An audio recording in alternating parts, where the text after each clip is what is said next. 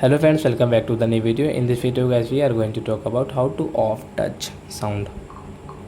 Guys, you want to off this touch sound in your vivo phone, so guys you can off it. And guys, now let's see how to off this screen touch sound in your vivo phone. Guys, you want to off, so you can off in your vivo phone. So guys, now let's see how to off. But before starting video fans, I want to tell you, if you're new in my channel, so first of all go and subscribe my channel, click the bell icon and like my video. So friends, now let's start the video. First of all, open your phone setting guys, and guys click on your sound setting. Then guys scroll, and guys you can see this touch sound guys. This touch sound guys we will off from here. Then guys this touch sound will not work in your vivo phone guys.